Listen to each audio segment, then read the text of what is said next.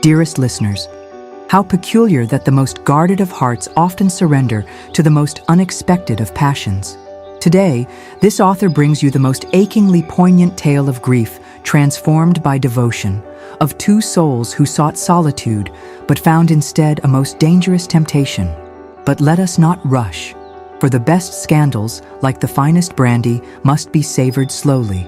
Northamptonshire, 1816. A season of particular melancholy at Blackmore Hall, where shadows lingered despite spring's valiant attempts to brighten its somber facade. The county gentry whispered behind gloved hands about the master of that grand estate, how the once vibrant baronet had become a mere spectre of his former self, haunting his own home with a grief that showed no signs of abating even after 3 long years. One must confess, this author had always held a particular fascination for men transformed by tragedy. Neither wholly broken nor entirely whole, they occupied that most interesting of emotional territories, living with one foot in the present and one firmly planted in the past. The master of Blackmore Hall, however, seemed to exist entirely in the latter, his tall frame perpetually cloaked in black, his once laughing eyes now as cold and gray as December skies.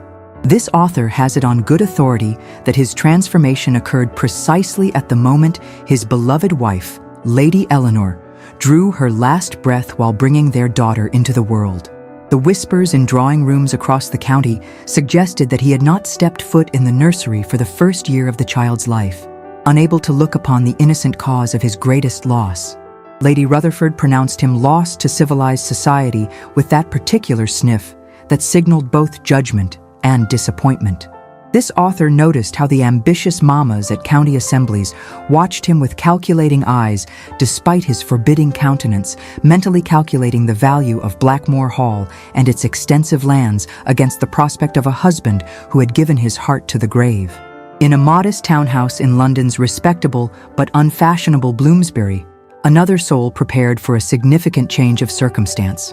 The governess reviewed her meager possessions with the particular care of one who owns little but values each item's significance rather than its worth. The letter offering her the position of governess at Blackmore Hall lay open on her writing desk, the elegant script a stark contrast to the sparse furnishings surrounding it. Would you believe, dearest listeners, that despite her current reduced circumstances, this young woman possessed the bearing and refinement of one born to far greater privilege? The particular grace with which she moved, the impeccable diction and extensive knowledge of languages, music, and the arts, all suggested an upbringing far removed from her present station. This author observed the governess during her final music lesson with the Fortescue girls last Wednesday, her spine straight as a soldier's, her eyes revealing nothing, as Mrs. Fortescue made pointed comments about the expense of a governess with such surprisingly refined accomplishments. One could only admire such composure. What the matrons of Bloomsbury did not know, but this author did, was that beneath her serene exterior, this young woman harbored a carefully guarded secret. Her mother had been a celebrated opera singer, her father not the Italian music master claimed in her carefully constructed history, but one of England's most distinguished nobles. Born on the wrong side of the blanket, she had been raised in comfort and educated alongside legitimate daughters until her father's death left her at the mercy of a new mistress of the house who had no intention of maintaining such an embarrassing reminder of her husband's indiscretion. Two souls, each with secrets they believed well concealed, each with wounds that would horrify polite society, if only polite society could see beyond appearances. How fortunate that your humble chronicler possesses just such an ability. The library at Blackmore Hall, not the grandest in England, but certainly one of the most thoughtfully curated, a testament to generations of scholarly baronets who valued knowledge above display. This author watched with particular interest as the master paced the Aubusson carpet, his agitation evident in the tense set of broad shoulders beneath superfine wool. Gentle listeners, steel yourselves for what transpired next, for even this author, who has witnessed countless first meetings, found herself holding her breath. The governess entered the library with the particular quietness that women in her position cultivate, a skill born of the contradictory requirement to be simultaneously present and invisible. This author noticed how the morning light from the tall windows caught the unusual silver gold of her simply arranged hair, a feature impossible to disguise with modest caps, and one that had undoubtedly attracted unwanted attention in previous positions. More significantly, this author observed the master's reaction, the momentary widening of eyes, the almost imperceptible step backward, as if physically struck by the unexpected beauty before him. What the baronet saw was not merely a suitably qualified governess, though with her flawless French, competent Italian, and extensive knowledge of history and natural philosophy, she certainly qualified, but a disquieting embodiment of feminine grace, draped in drab gray wool. A woman whose quiet dignity and haunting eyes suggested depths of experience at odds with her youth. Or so one might perceive if one were suddenly awakened from a 3-year stupor of grief. This author watched with fascination as the master struggled to maintain his customary detachment during the interview, his questions delivered with the particular crispness that suggested he was battling an unexpected emotional response. The governess, in turn, answered with perfect composure, though this author noted the slight tremor in her gloved hands as she presented her carefully edited letters of reference. The conversation proceeded with perfect propriety.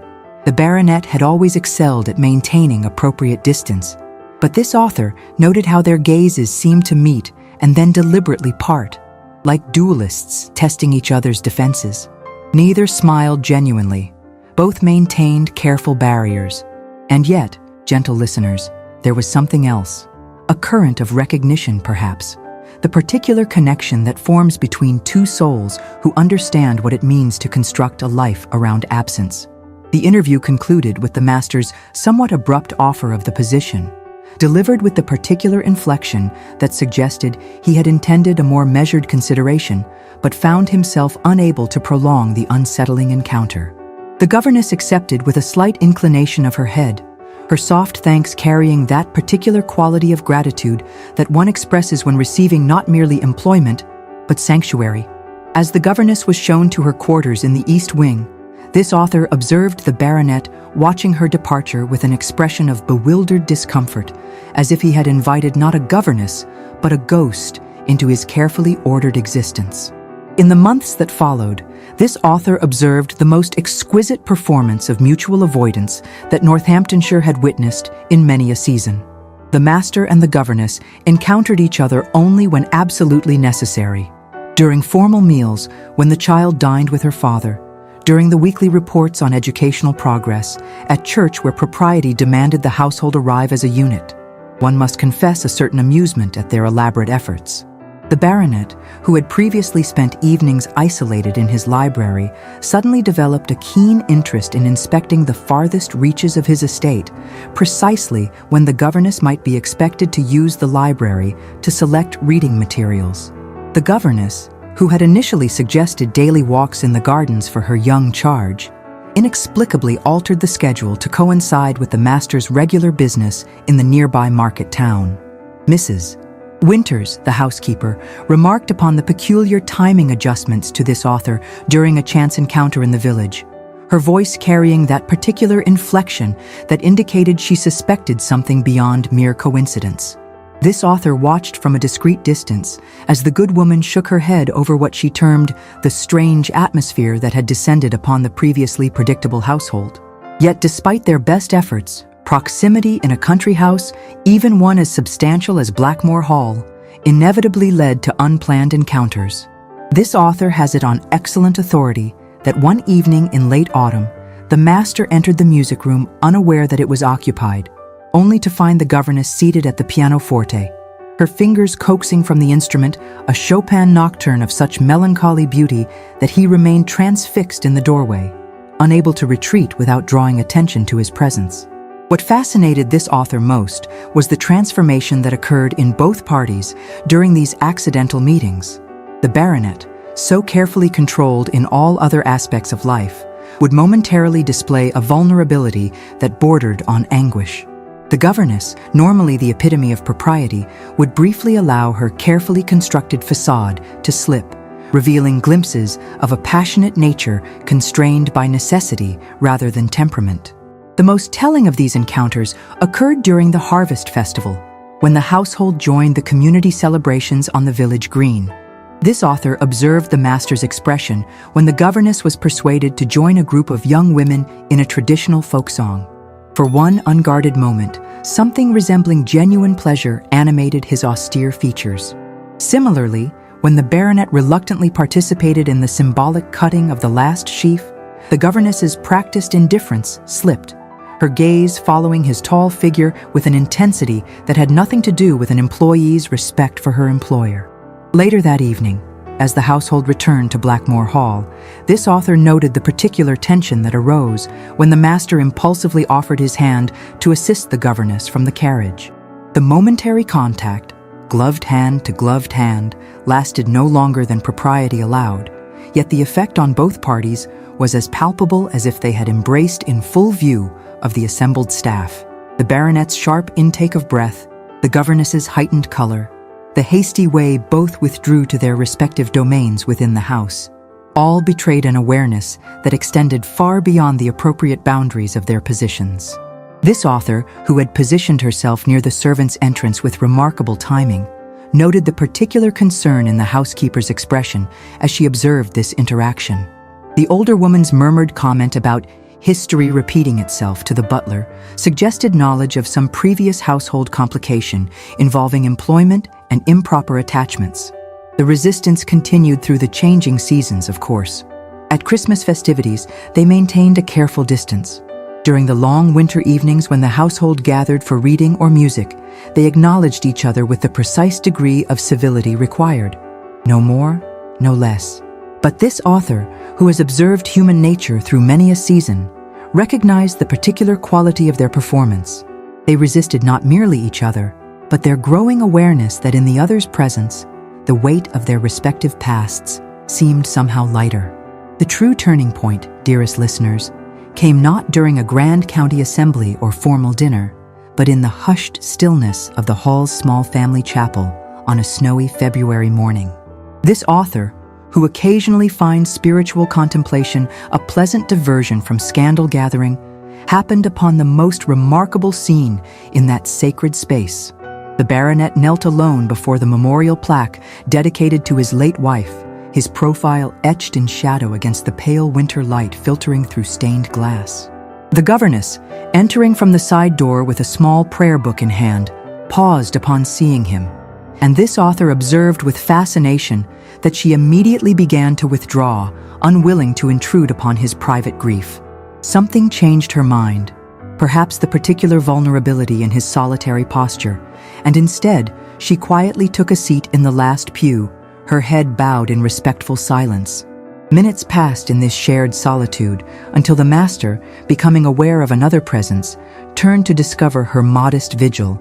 This author expected immediate withdrawal, consistent with their pattern of mutual avoidance.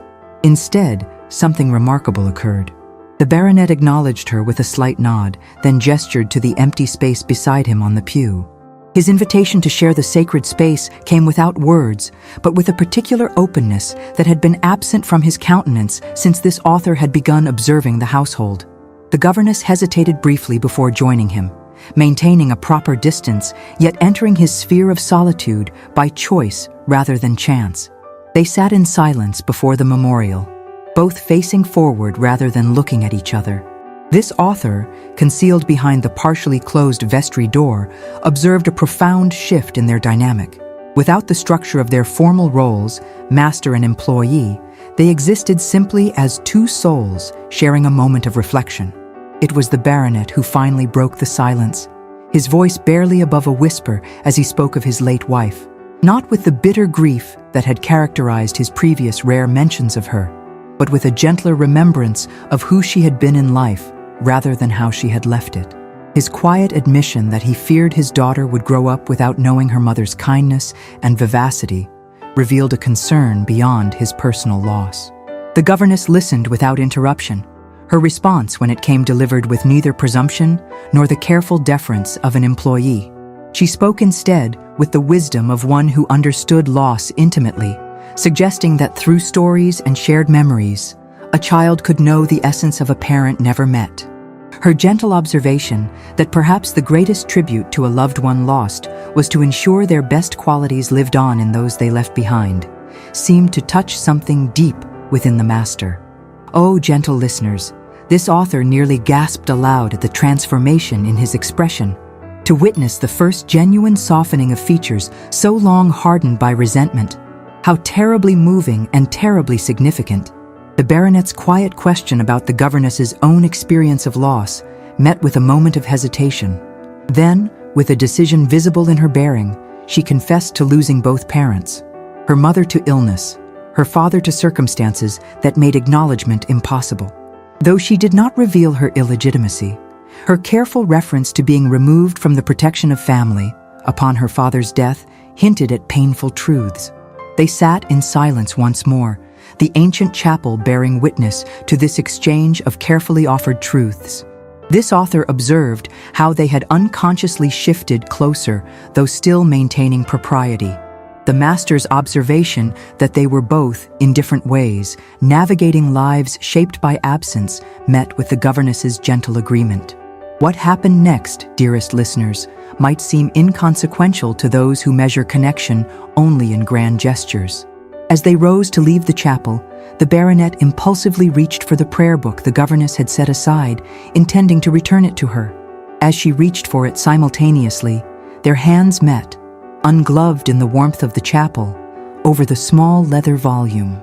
Neither immediately withdrew, the momentary contact extending just beyond what propriety would sanction. This author, who prides herself on discerning the significance of such moments, recognized it for what it was, not an improper advance or a lapse in judgment, but an unplanned connection between two souls who had glimpsed behind each other's carefully constructed defenses. They departed separately, maintaining their public performance of employer and employee. But this author knew, as surely as she knows the difference between true grief and its fashionable imitation, that everything had changed. If this author believed the path to understanding would proceed smoothly from that point, she was soon reminded of the particular talent society has for complicating matters of the heart. 3 weeks after their chapel encounter, during preparations for the spring assembly, disaster struck in the form of Lady Harrington, a gentlewoman whose greatest talent lay in discovering connections between people they preferred to keep hidden. This author watched with growing dismay as Lady Harrington arrived for afternoon tea, ostensibly to discuss the upcoming charity committee, but clearly bursting with fresh gossip. Her remark to the baronet about having recently encountered the Countess of Rendale in London and the Countess's particular interest in his household staff came with that unmistakable glint that suggests malice disguised as social obligation. This author observed the governess's face closely from her vantage point in the adjoining room. The brief flash of alarm, followed by the particular stillness that suggests one is attempting to become invisible. The master, noting this reaction with evident confusion, maintained his composure, though this author detected the slight tension in his posture that suggested protective instincts awakening. Lady Harrington continued with evident relish, noting that the Countess had recognized the name of the governess from correspondence with the previous household where she had been employed. According to Lady Harrington, the Countess had made the most extraordinary claim, that the current governess bore a striking resemblance to the late noble father of the Countess's husband, and furthermore, there had been rumors years ago about this distinguished gentleman's particular attachment to a certain Italian opera singer who had mysteriously retired from the stage around the time a daughter might have been born. Gentle listeners, steel yourselves for what happened next. This author watched as the governess rose from her seat with a murmured request to be excused, her face drained of all color. The baronet, clearly torn between social obligation to his guest and concern for his employee, granted permission with evident reluctance, his gaze following the governess's retreating figure with a mixture of confusion and dawning suspicion. The misunderstanding blossomed like a poisonous flower. To the master, it appeared that the governess had been concealing not merely an unfortunate birth, but perhaps a deliberate deception, that her education and refinement were not the result of a music master's dedication to his daughter, but evidence of a carefully constructed false identity. To those observing, including regrettably your humble chronicler, it seemed the natural conclusion. What the baronet did not yet understand, what this author would only discover later through her particular network of informants, was that the governess's greatest fear was not the revelation of her illegitimacy, but that such a revelation would force her departure from Blackmore Hall, from the child to whom she had become genuinely attached, and from the man whose grief had begun to ease under her quiet influence. In the days that followed, this author observed the most painful of household tensions. The governess withdrew into formal perfection, fulfilling her duties with meticulous care, but retreating from even the smallest personal interactions that had gradually developed. The master, in turn, watched her with increasing frustration, clearly wanting explanation, but unwilling to demand what might humiliate both parties. At the spring assembly, usually a highlight of the county calendar, this author watched the baronet decline invitation after invitation to dance, his attention repeatedly drawn to where the governess sat among the chaperones, her appearance deliberately muted to the point of invisibility. When Lady Harrington deliberately seated herself beside the master and resumed her speculation about the governess's origins, his curt dismissal of the topic surprised even this seasoned observer of social interactions. The situation deteriorated further when the baronet returned from business in London to discover that the governess had applied for a position in another household. Her letter of resignation citing a need to prevent any embarrassment to the Blackmore name. This author, through judicious questioning of the housekeeper, learned of the master's uncharacteristic display of temper upon reading this letter. The violent ringing of the bell, the curt order to have the governess attend him immediately in the library.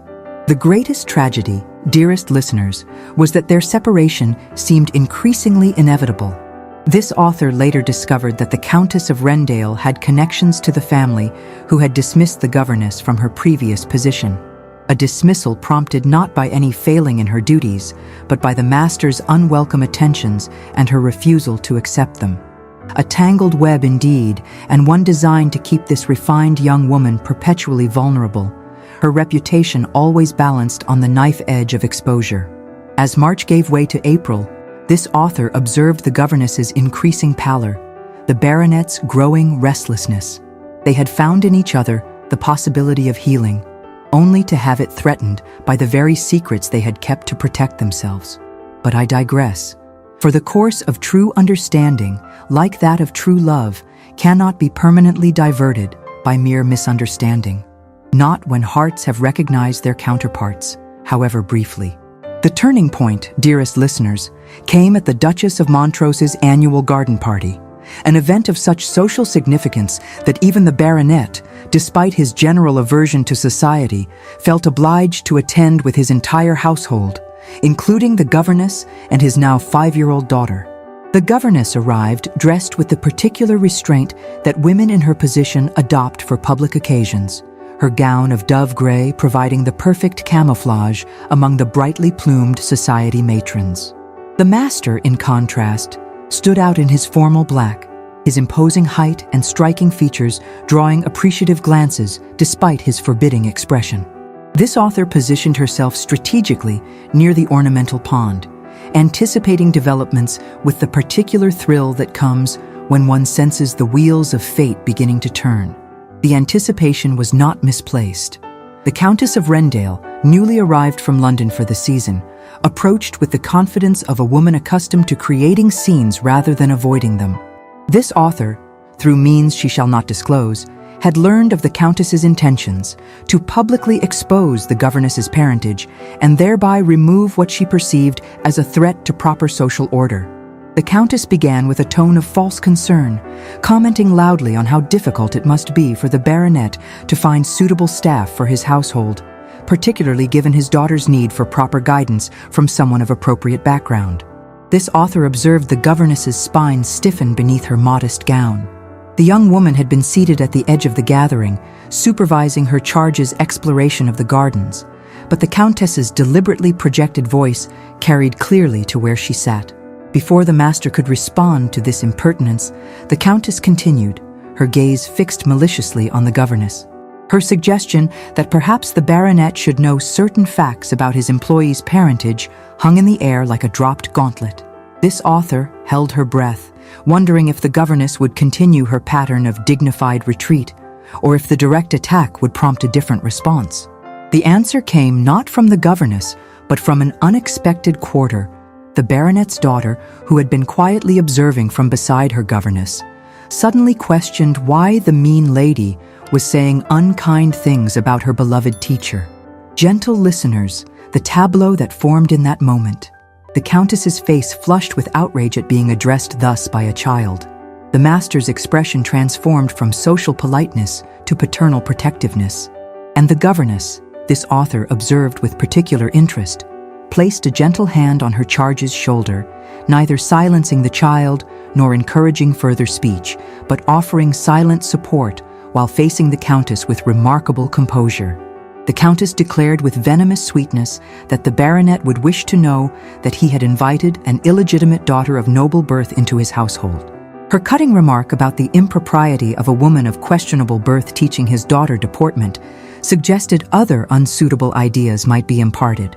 This author watched with particular delight as understanding dawned across the assembled guests, for a small crowd had gathered, drawn by that particular instinct society has for impending scandal. Gasps and murmurs rippled through the gathering, all eyes turning to the master for his reaction to this bombshell. What happened next occurred with such unexpected grace that even this author, who prides herself on anticipating social drama, could scarcely credit it. The baronet crossed to where the governess stood and, with deliberate care, offered his arm to her. His calm statement that he had known of the governess's parentage for some time came with perfect clarity. The declaration delivered with such conviction that even this author momentarily questioned her intelligence. His additional remark, that the young woman's noble father had been his own father's friend, and that it was his privilege to offer the daughter protection in his household, silenced the gathering completely. Gentle listeners, even this author, who has witnessed countless acts of both cruelty and kindness, felt her heart swell at this declaration, for it was delivered not with reluctant obligation or condescending charity, but with the quiet dignity of a man who had made his choice without reservation. The countess sputtered in confusion, clearly unprepared for this response. Her protest about illegitimacy and the mother's profession as an opera singer of questionable virtue only highlighted her own desperate grasping. The baronet's response came with lethal softness. His acknowledgement of the mother as Sophia Cardini, whose voice had moved his father to tears at Covent Garden, preceded his pointed reference to virtue, specifically questioning the countess's right to raise the subject, given the particular circumstances of her own marriage to her late husband. This reference to the countess's well-known status as her husband's mistress before his first wife's convenient death caused an audible intake of breath from the assembled onlookers. The countess retreated in humiliation, her scheme to publicly shame the governess thoroughly reversed. As the crowd dispersed into murmured speculation, this author observed the master turn to the governess, his expression unguarded for perhaps the first time since they had met. The governess's face reflected disbelief mingled with a dawning hope that transformed her usually composed features. His simple request for forgiveness, not for his words, which he deemed nothing but truth as he saw it, but for not having spoken sooner, met with the governess's response, not in words, but in action. She placed her hand on his offered arm, a gesture that acknowledged both his public defense and the private understanding it represented. This author, not normally moved to emotional display, found herself surprisingly affected by this tableau, for it represented not merely the triumph of honor over malice, but the particular courage required to defy society's judgment, to value a person's true worth over their circumstances of birth. The final act of our tale, dearest listeners, unfolded not in the formal withdrawing rooms of county society or the gossip-filled assembly rooms, but in the tranquil beauty of Blackmore Hall's rose garden on a perfect summer evening. This author, invited to witness the private ceremony as one of a very select group, observed with particular satisfaction as the baronet and the former governess, now Lady Blackmore, exchanged vows beneath an arbor heavy with early blooms. One must confess that even this author, who has chronicled countless unions of necessity and ambition, found herself quite moved by the evident devotion between the couple. They had chosen intimacy over spectacle, sincerity over show, a choice that spoke volumes about their journey from formal distance to profound connection. Dr. Wilson, the family physician who had attended both the master's grief and his recent transformation, remarked upon the progression from reluctant employer to besotted husband, expressing wonder that such healing had been possible. This author, naturally, had imagined it, or at least hoped for it. For what is more satisfying than witnessing two souls find in each other not what society deemed appropriate, but what their wounded hearts truly needed? The scandal that had threatened to destroy the governess's position had in the end proved the catalyst for honesty that both had avoided. The baronet's public defense had evolved, in private conversations that followed, into deeper understanding. His discovery that she had endured not only the pain of illegitimacy, but the vulnerability it created, making her prey to unwelcome advances in previous positions, had awakened his protective instincts first, and then something far more profound. Similarly, the governess's knowledge of his extended grief, initially viewed with proper sympathy, had gradually transformed into admiration for his devotion, then concern for his isolation, and finally, a love that dared not speak its name until circumstances forced both their hands. This author observed with particular pleasure how the baronet's daughter skipped between the newlyweds during the small reception, her joy in this new arrangement evident in every movement. The child had gained not merely a mother, but a father restored to life, his stern features now capable of smiles that transformed him from handsome to nearly irresistible. Lady Blackmore, how delightfully the title suited her, moved through her new role with the particular grace that had always marked her, now enhanced by the confidence of one who has finally found her rightful place. This author noted how the previous restraint in her manner had given way to a quiet radiance, her beauty no longer muted by circumstance, but illuminated by happiness. Near the refreshment table, this author overheard a most illuminating exchange between Mrs. Winters and the butler, the housekeeper's eyes suspiciously moist as she watched the happy couple. "Thank heavens this story had a happier ending than his father's," she murmured, to which the butler nodded with solemn understanding. The cryptic comment confirmed what this author had long suspected, that the current master was not the first Blackmore to recognize worth beyond society's narrow definitions, though perhaps he was the first brave enough to defy convention entirely. The most touching moment came not during the ceremony itself, but after most guests had departed. This author, lingering perhaps longer than strictly proper, but unable to tear herself away from such a satisfying conclusion, observed the master lead his new bride to the small family plot where his first wife rested. There, with gentle reverence, they placed white roses on the grave, the baronet's arm supporting his new wife, not in possessive triumph, but in shared respect for the woman whose absence had shaped both their paths. The governess, now mistress of Blackmore Hall, bowed her head in a moment of silent acknowledgement before looking up at her husband with an expression that promised not to replace what was lost, but to honor it while building something new. One might observe that their path to happiness had been unnecessarily complicated by society's strictures and personal fears. Yet this author would suggest that perhaps the very obstacles they overcame were necessary to forge a connection of genuine strength. Like a sword tempered in fire, their love had emerged stronger for the trials it had endured. As twilight descended on the gardens, this author watched the newlyweds return to the hall, the baronet's hand resting lightly at the small of his wife's back, her head inclined slightly toward him as if drawn by an invisible thread. Not the formal posture of a newly established marital alliance, but the natural gravitation of two people who had discovered in each other the cure for their respective solitudes. And so, gentle listeners, another tale reaches its blessed conclusion. This author withdraws until our next encounter. Until then, remember, the greatest healing often comes from the most unexpected sources. Society will always have its rules and judgments, but true worthiness speaks in steadfast character, in quiet dignity, in hearts that recognize their counterparts despite all obstacles. In the eternal battle between convention and genuine connection, this author shall always favor the latter. Your devoted chronicler, Lady Ravenswood.